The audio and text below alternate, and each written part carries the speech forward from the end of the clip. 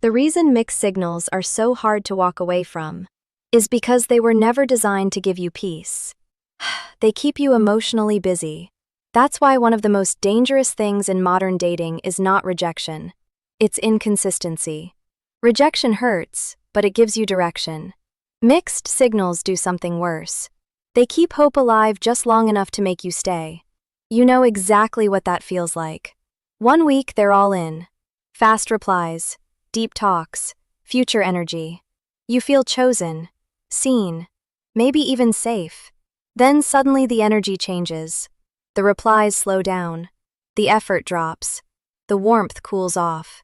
Plans get vague. Now you're staring at your phone, rereading old messages, trying to figure out what happened. And that's where the addiction begins. Because inconsistency creates obsession. When someone gives you affection unpredictably, your mind starts chasing the return of the good version. You stop asking whether the connection is healthy, and start asking how to get the warmth back. You become less focused on standards and more focused on restoring the emotional high. That's why mixed signals hit so hard. They don't just confuse your heart. They train your nervous system. You become attached to relief. Not love, relief. The little dopamine rush of a text after silence. The tiny emotional reward after days of uncertainty. The sudden softness after cold behavior. And now the relationship feels intense. But intensity is not always intimacy. Sometimes intensity is just instability with chemistry. That's the dark psychology of it. A lot of people don't need to fully commit to keep you attached. They just need to alternate attention and distance in a way that keeps you emotionally invested. One compliment, one pullback, one affectionate night, one distant week, one vulnerable conversation, one unexplained disappearance. That push and pull creates more fixation than steady behavior ever could.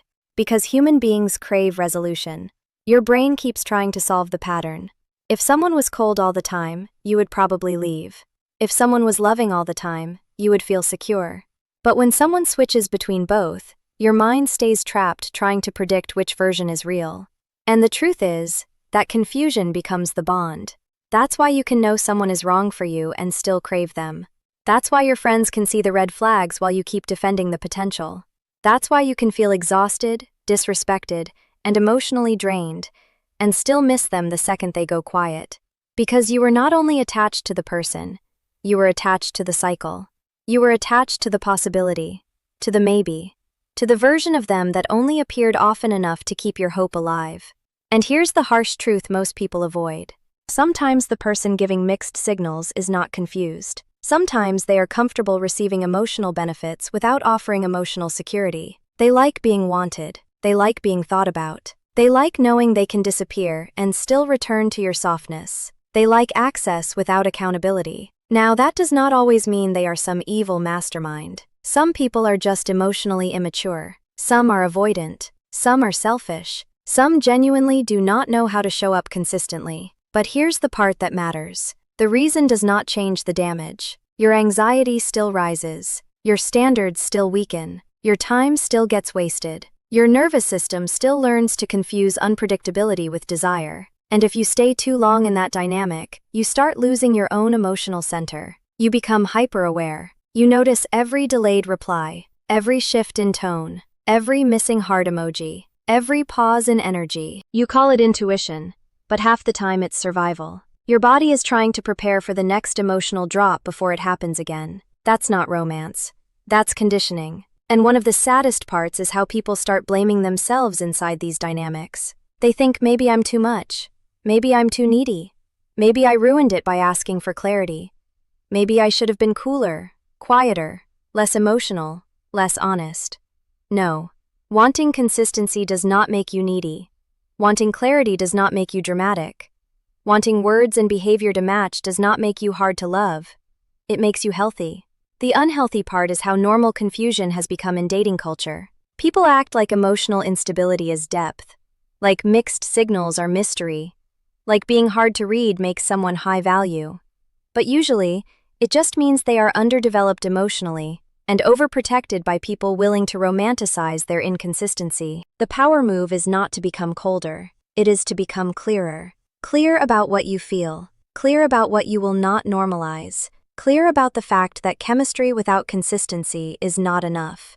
Clear about the fact that potential is not partnership. Clear about the fact that a person who keeps disturbing your peace is not your person, no matter how strong the pull feels. And this is the part that changes everything. You have to stop measuring connection by how intensely you feel it, and start measuring it by how safe it feels to exist inside it. Does this person bring clarity or confusion? Do they make your life feel steadier or more emotionally chaotic? Do they communicate directly or keep you surviving on interpretation? Do you feel chosen or merely kept interested? Because mixed signals only keep power over you when you keep translating them into hope. Once you stop romanticizing inconsistency, the whole spell breaks. You stop chasing the high. You stop waiting for the sweet version to return. You stop confusing emotional whiplash with a soulmate bond. You stop trying to earn stability from people who only know how to offer moments. And that's when you realize something important. The person who is right for you will not require constant decoding. You will not have to play detective to feel secure.